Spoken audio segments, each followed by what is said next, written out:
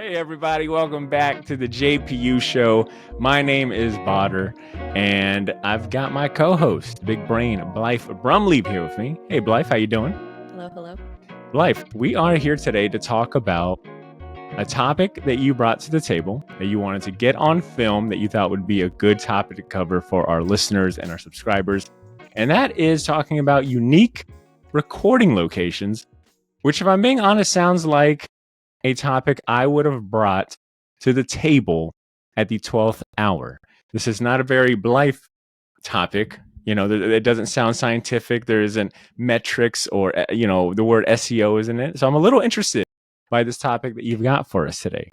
What are we talking about? Unique recording locations. Yes, unique recording locations. And the reason I brought this topic up is because of the unhinged microphone behavior that I have seen, I would imagine Gen Z or Gen Alpha partaking in, where they don't have a microphone that's on a stand like we do. They're just holding the microphone wherever they're recording. And that kind of drives me insane. And so it was just, just when you see it, it's kind of a thought that you're like, well, that's crazy. Why would they do that? Like, use a stand. Your audio engineer is going to hate you because the editing is so choppy, or the sound quality is going to sound bad. So I think you're giving them a lot of credit, thinking they have a dedicated sound engineer. Okay, they can't afford a stand. You think they can afford a sound engineer, or some of these bigger shows that I'm about to talk about, because that was, it's just something that I have noticed in a lot of different interviews and clips on social media, and so it's something that I have noticed, and I'm like, well, that's weird. I'm never doing that.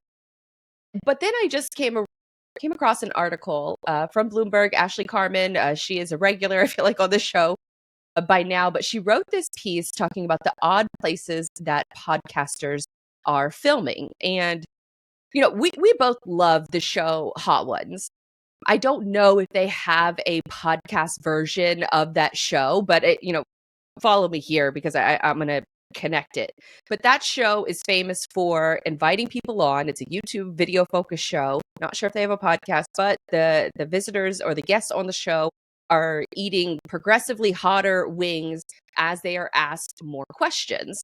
And so it creates this unique experience where the guest is becoming sometimes flustered. So they tend to answer in a more quote unquote authentic way. So because I think of the success of that show, there are other shows that are looking to find that kind of lightning in a bottle. I mean, I myself have thought about how can I rip off Hot Ones without directly ripping them off, because I just think the idea is so good. They could sell product along with it. I just think it's incredibly smart. I would say that show might be the pinnacle, I think, of interviewing success, just because there's so many different ways that you can make money off of it. So because of that, there are so many others. And most of us, I guess present company speaking, look up to the great Sean Evans. All right, Sean Evans, we worship at your altar. You great I would take it that interviewee. He's great at interviewing, but I imagine he has some help now. He does have a great come up story. But so bringing it back to the Ashley Carmen article, she's talking about the odd places that podcasters are filming. And this is an excerpt from the article. It says, over the past couple of years, podcasters have woken up to YouTube. It's no longer a question of whether they should have a video strategy. It's a necessity for a large chunk of shows, further blurring the lines between podcast and YouTube programming. This extends to Spotify. She goes on to say, to stand out and keep viewers entertained, the shows finding success are looking outside the usual studio sit-down interview for inspiration. And she mentions Wondery's We Play in Spades, a show in which the current hosts, Nick Cannon and Courtney B, they play a game of spades against their guests. Then there's Bobby Alkoff. She has the Really Good podcast. She'll sometimes host a sit-down interview, but often she puts her guests in new situations, such as playing tennis with comedian Bobby Lee, painting at a pig farm with Rainn Wilson, or walking through a haunted museum with Matt Rife. And then there's also I think the famous Drake episode where she interviewed him in bed. And so now there's all of these podcasts that are now doing interviews in bed. But it says, she ends this paragraph by saying, by breaking down a celebrity's typical qualifications, these efforts often yield a more candid, compelling conversation. What are your, I guess, initial thoughts on this trend? It is I mean, it's one I've definitely locked in on. I've noticed the trend of more like casual, obscure places. I guess obscure is kind of not the right word, but I guess unconventional. That's the term. Yeah, unconventional interview setups in studios. But is it really unconventional? Is it really kind of fly by when you consider like the Bobby Altoffs? The I think Little Yachty has a podcast where he'll be in bed. It's like it looks casual, but these are podcasts that are garnering and YouTube channels that are garnering millions of views. You know that and the production is good, the lighting is good. So to me, It's a it's fraud. not, Say it. but they nail the aesthetic. But I don't know, maybe because I look for the inside baseball part of it. It's like, nah, there's way more production that goes into it, and I think maybe there is a challenge in making that feel authentic, and I think they succeed. But I have noticed that the trend of unconventional places to record, the more like professionalism maybe comes second, holding your mic a certain way, and maybe not being as prepared or polished with your questions, which once again is why we Sean Evans. Yeah, but I have noticed a trend. To answer your question, I have noticed this trend of casual, obscure kind of questions and formats. Would think though, to your point, that adding, because we know, looking at these shows, they're designed to Mhm. look like it's just a casual conversation that you just happen to pop in on. I think it would almost make the guest more uncomfortable to say, hey, let's hop in a bed, and then here's a microphone, here's video, cameras all set up, because they have, at least, especially like the Bobby Alkoff, the Really Good podcast, which she's going through some side drama that is probably going to derail her career, I think, but that's a topic for another conversation. I think the facade of pretending as if this is a casual conversation is a little off-putting to me, because you're not, this is a comfortable situation if none of that other stuff was involved. Now that you're adding microphones, you're adding lighting, you're adding at least 3 cameras because you want the full shot, and you want the shot of each of the guests and the host. If you only have 2 people, if it's more than 2 people, you're probably going to have more cameras than that. You probably have, somebody on production or an audio engineer. At least one person is behind the camera making sure that everything is functioning correctly. I just think it's kind of a facade to think that you can kind of, there was another one that, like, oh, they're in a car. In the article, it mentions that somebody else is doing like interviews in a car. And so that, to me, if you're going for the authenticity of, oh, you're just stumbling on a conversation, but then you add in all of these other things that make it sound professional, I just think that you're missing the forest for the trees. I don't look at a show like that and think, oh, I'm going to hear some extra stuff that I wouldn't hear. Does that make sense? Yeah, I see where you're going with that, but I guess when we're in the current state of media where there are so many options, so many shows to choose from, anything you could do to stand out, and whether that, and I think, set design is now, something that you pay attention to, where, you don't want to be in a regular studio or in a radio studio. Like, maybe being in a car will get more viewers to pay attention. That's something I haven't seen, or, like the chicken noodle soup or chicken shop date YouTube channel, where and I wish I knew that I could recall the name of the host, but she does it in a chicken shop. They close down the restaurant, they bring a guest, and she interviews them. It's supposed to be like a pseudo date kind of vibe.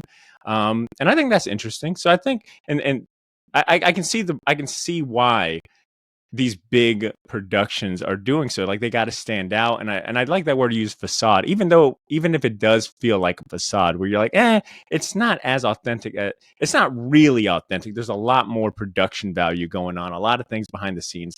Sometimes I feel like, it's driven by market research, where it's like, okay, Gen Z, Gen Alpha tend to maybe like more of the unpolished look, even though it's not really unpolished. It's not unpolished at all. And I mean, I don't object to like the chicken chop example, because that to me, you're still sitting.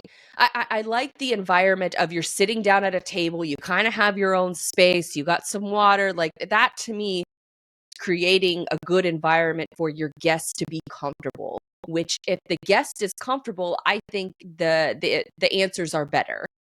The conversation flows much more naturally. And I think that that's why so many people do the studio kind of, I guess, the Joe Rogan layout, where they're just facing across the table from each other, where there happen to be microphones involved. I guess I could make that same argument for in bed, but I would never, I would imagine as a woman getting a request to go and join a podcaster in bed to do an interview. Like, that is just something I would turn completely away, probably report and block you if you ever asked me to do something. Like, I just wouldn't. Yeah. But we live in an age where you are looking for those viral things, and I think setting plays into it. If you're at whatever, I guess using the bed example, if you're in bed and you get a really good sound clip, I think it all adds to it, like it's a accumulation of trying to get a viral moment. I disagree. I don't know that is either better or worse. I'm not saying it's better or worse. I think that is a strategy, though. I think it plays into trying to find that sound bite or that clip that'll help it go viral. I think if you focus on having good conversations, then that will be the content that goes viral, not necessarily the setting that it's taking place in. Like, the content still matters. The setting, I think, is a bonus only to the content. Like, the content still has to be good. And if you're in an environment that is supposed to be comfortable, but now you've added in all of these extra components, like, how comfortable are you making that situation? I don't know. It's off to me. It's not something that I personally would do, but there are some unique challenges when it comes to recording site, recording in person, recording from an environment that is unlike, what we're recording in right now, where we have our camera stationary, we have our mic stationary. A lot of this stuff doesn't change. And a lot of this stuff we can set up in under 5 minutes in order to start recording immediately. To go somewhere and to do that recording requires a ton of more logistics around it. And then you also have to make sure that, like, your equipment is functioning properly and recording properly. And I just, I see these things and they're built to be like the authentic way of having a conversation, but there's probably thousands of dollars in equipment that is making that show sound good. So Sure. The facade of authenticity is, to me, just blown apart by anyone who is actually proficient in what it takes to create a good show. So I think, seeing stuff like this, like, I don't know, maybe some other podcasters are influenced by this, but I think if you got to focus on the content first, and then secondary is the equipment. And if you add on an additional layer of going somewhere else to make those recordings, then you are adding an additional level of stress to yourself. And pray to God that the recording files all come through fine, all sound good, which usually requires someone else to be there to make sure that all of those things are happening the way that they're supposed to happen. Otherwise, you're like me and you get home and you look at the footage and half of it is unusable, or you got to pay extra in editing fees because one microphone didn't work while the other one did. And, there's a whole bunch of, extra layers of stress that also impact the conversation. Like, imagine you're a one-person sort of recording studio that's going on the road, and then you're going to have this recording environment, and then you're stressed because something is not working. Like, that impacts your interview as well. And so I think that this just adds unnecessary layers. Just focus on a good conversation. Like, a lot of this stuff seems kind of like a gimmick. And I don't know that I would see like a Nick Cannon podcast and say, oh, they're playing spades, I'm gonna make sure I listen to that. Like, I don't know that I would actually just care about the content. I actually think that is a kind of a cool setup. I think, Yeah, is there a gimmick to it? Yeah, that is their gimmick. That is like their kind of brand to set them apart. And I would advise like for indie level, indie creators to keep the focus on providing quality content, a solid recording that's listenable, that's viewable. And then, but at the same time, that's not to say like don't completely maybe stray away from having your own thing, your own gimmick. If you can make something that is maybe unconventional or done at a restaurant or something casual, a casual setting work, then by all means go for it. But I think don't prioritize that over like the content itself. I think the That's content fair. should always come first before like a cool gimmick or a cool setting. But I think having a cool setting could help like set you apart, like a theme, like that. There's a reason why we like Hot Ones, because it's an unconventional theme that could. But at the same time, Sean Evans is asking quality questions. There's research involved. Even the guests are happy to be there, and the responses they get. It clearly shows that they value the interview, the guests, the actual content, and then the gimmick is very probably a 1B. And I think that is what you should probably take away from this is, there is a fine line to walk. Well, I think with Hot Ones in particular, maybe this is the case with We Play in Spades as well, is that the reactions are part of the show. Yes. But that only works in a visual environment. If you're doing this in an audio environment, and I'm, say I press play on one of these episodes and they start talking about the game that they're playing that I can't see, that I have no context into, I'm skipping and I'm going on to the next show because you're just not respecting my time. Well, I think it goes back to that is probably exactly why Hot Ones doesn't have an audio podcast, because they know what works. It wouldn't work as an audio only, and maybe that is a question that an indie podcaster should ask themselves: is will this work? Well, I guess they should at some point decide: is this going to be a video only, or I have an audio component? I mean, I feel like it's a pretty basic question to ask. Yeah, I mean, it's just I saw this article and I had already, had, sort of the bias inside of my head, just seeing this unhinged microphone behavior, and then Yeah. now, there's all of these unhinged podcast locations, and it's like just you're overcomplicating it. And if these, I mean, Ashley Carmen is saying these are podcasts. We brought up the Hot Ones example, but if these are podcasts and you're adding something visually that is part of the show, I don't know. I don't know. You wouldn't. Okay, you wouldn't. I'm trying to think of like what would be a cool kind of a gimmick thing for you, and everything is logistics. Imagine if you could record a logistic podcast in the back of a cargo truck or on a cargo ship. Think about all the cool places you could. I guess if you had the ability to have a solid production, where would you have your podcast? Yeah, listen, I think that there is a difference between recording on site and the site being the topic of conversation. Because even if I'm going to be recording on site, yes, the visuals make an impact, but it's not the star of the show. I feel like these other shows, the star of the show is the location, not the content. And I think that that's the big difference, where I am a fan of, going on location and recording on site. There are tons of extra complexities, very annoying complexities. And I just advise that you have help, because even if you have some top of the line equipment, things can go wrong.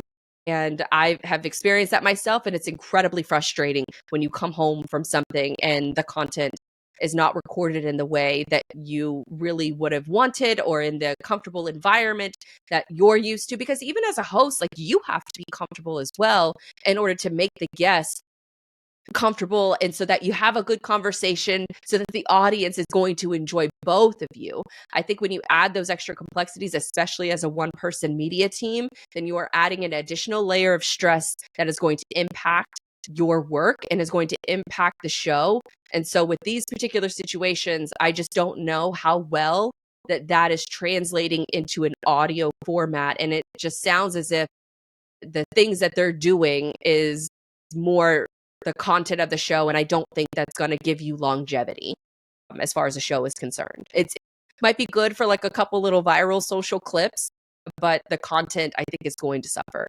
And so that's where I kind of stand on it, is that On location, yes, but when the location is the focus or the gimmick, I'm not really a fan. Yeah, I think it's a fine line to walk for sure. And I think if you are an indie podcaster that doesn't have a giant production team, like, you've got to, those are kinks that you're going to have to work out. And maybe, you want to do that sooner before you ever hit record or start releasing episodes. But there will be complications, whether that be on the technical side. There are things that come with recording on site that you can never really prepare for. The wind, maybe someone walking by, noises in the back. There is a lot of different complexities that come with having like your setting being a draw and a focus. So things to keep in mind. But I wanted to bring up that your topic got me thinking about what are some of the interesting places that we've recorded.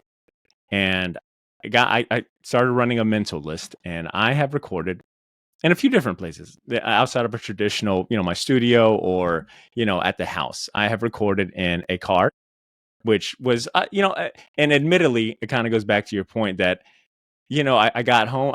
I thought the idea was cool. I was like, okay, it's going to be me, my two co-hosts in a car. We've got a little camera set up, but the audio sucked.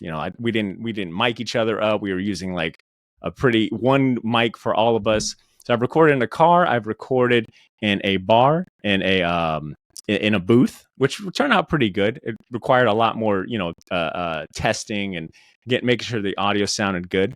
I've recorded in a movie theater. I have recorded outside of a storefront while it's raining, sharing one microphone. That was a lot of fun. And I think I've definitely recorded in my closet before. I think I've had to record like an intro. So I hopped in the closet because, the rooms, the noise suppression. So I guess anywhere that I can get power and a little bit of silence for the microphone. I think I've recorded in a good bit of places. What about you? What's been the most interesting place or unconventional place you've recorded? Unconventional? I mean, let's see. So I worked in radio. I don't know if that counts because we did have some unique locations, I guess I could say. One of them being iFly, which is, as you can imagine, made for a terrible listening experience because there's so much wind noise going on in the background. Now, really quick, for anyone that might not know, iFly is an indoor skydiving attraction or building. And to Blythe's point, it is probably the loudest place in the world. Yeah, that was well thought out. So then there was another one more recently where I faced a bunch of like just equipment and recording issues that has me just wanting to throw away my entire remote recording set. I recently went to a conference in New Orleans. And so our hotel was right on Bourbon Street. And so I thought it would be fun to record guests in the coffee shop of the lobby. And so with the cameras facing Bourbon Street. And so that's kind of risky. Anybody who's ever been on Bourbon Street, you never know what you're going to see. But I thought it would add a little, character to it. That was definitely a PG-13 episode right there at the very least. It was in the morning. So luckily it wasn't at night or anything like that where it doesn't really matter what day it is in New Orleans or what time it is. So you just got a lot of hangovers. You just captured a lot of hangovers on screen. I think there was a monk in the background in one of them. So that was interesting. Pretty cool. I just think New Orleans is just an interesting location in and of itself. So I think that is a unique situation versus the rest of the recording situations that are mostly minor, done at conferences, in the lobbies of the hotels of the conferences, because they're usually pretty nice. So those have been like the unique locations. But I would say the hardest thing is still the equipment, because you're typically a one-person show and you can bring and you can prep for as much as you can, but you have no idea how that file is going to look until after you get home and you get them uploaded. And I think that is the biggest worry for me, is that this situation right here where we're recording is the easiest because I 99.9% know that we're going to be able to publish this. But even when I'm on site and doing there's something in the back of my mind that is saying, I hope this works. I hope it's recording. I'm constantly checking the microphone to see if the volume levels. I'm checking the camera. I'm checking everything to make sure that it's working. And that also impacts the conversation. For sure. So I don't know what the right answer is. I just know that this stuff and I'm pointing at the screen as if y'all can see me. I just know that this stuff this, kind of fake facades of, oh, this is unconventional. We're just, just having a conversation in bed or in a car. It's a gimmick. I think the content suffers, and I don't think it's good for your audience. I think it's good for some social media clips, and that's going to be the extent of it. When you can make your guests feel comfortable, when you feel comfortable, that's where the best conversations are going to happen. And it doesn't matter if you're in a closet or if you're on a giant stage, the content has to be good. Now, the only caveat I will add, because I agree with a large part of it, and I think the big takeaway for our listeners who are probably aspiring podcasters in the middle of their journey or veterans, is that there are complications that come with recording on a live set, in a live setting, in a unconventional place. The more live it is, the further away you are from a computer or a reliable power source and outlets, etc., the more complications. For God's sakes, Wi-Fi. For sure, that's a good one. I also thought about a couple other places. I've recorded in a museum, which there's just a lot of things going on. I remember listening back. Cool. It does. Those locations sound cool. But there's a lot more to prepare for, and I think that is my tip: is to prepare. If you can get to your location and do a test run and practice. I think it comes down to practice and preparation. If you're showing up the day of and trying to record on the fly, expect for there to be some major complication, and maybe you're recording and the listening experience won't be the greatest. So yeah, I would say prepare and practice and get a feel for your environment before you go before you ever press record. And if your goal is to maybe have a cool backdrop or a setting, I think to Blythe's point, don't let that override the importance of the content, what you're saying, your messaging. But I do think that, that is something that you might want to consider if you're trying to brand your show and make it stand out. I think the examples that we brought up, there's a reason why we're talking about them, because they've mastered that look and feel. Yeah, it's not like completely, fly by the seat of their pants. We know that there's a production team, there's thought put into it. They've got the best help there is, but that's not to say it can't be replicated. I think but it's also unrealistic for majority of podcasters. These people have entire production teams behind them. And but that's what I'm getting at. That's what I'm getting at, is that, like, you can't compare yourselves to these guys. You've got to make what works for you. But I think there is a way to make it work with yourself. It's just going to require a little more time, a little more testing, a little more fine tuning, experimenting. I think having some sort of, I'm going to say technical advisor, but someone that is good with tech, that knows what sounds good, lighting, how to work some of these problems we brought up, might be something you're going to have to look into, or just becoming a good, person that understands your equipment and technology. Good luck. I mean, the only thing I can tell you is that I have been doing this in some form or fashion for the last 10 years. And I can tell you that hiccups always happen. It's very rare that you come home and everything is recorded smoothly. There are no, sort of extra editing hoops that you got to jump through. And lastly, I would echo a lot of your statements, but have a backup plan. Have a backup plan for recording your audio, because the only things that have saved me when I come back from a show and like remote recordings and things like that is the camera phone that I set up, because we were able to rip the audio from the camera phone, and that was our only source of audio for these shows. Specifically when I was in New Orleans recording, I recorded 4 interviews there, and I would have 0, and it would have been a waste of a lot of people's time, a lot of people's energy, a lot of money would have been wasted had I not had a backup camera phone that we could take the audio from. Not ideal, and it wasn't the best listening experience, but have a backup plan for your audio, because if you don't have that, you're losing everything.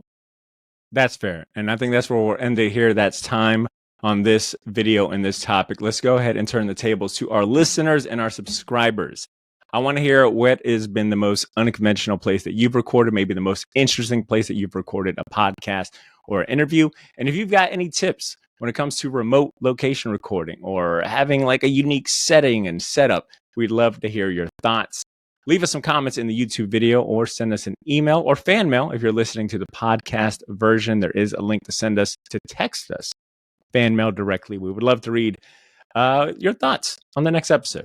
With that being said, thank you so much for listening. Thank you so much for tuning in. Hit the subscribe button if you haven't. Leave a rating and review if you're listening to the podcast version. You know, all of this is helpful and it would be appreciated. With that being said, you guys take care. We'll catch you around later. All right. Peace.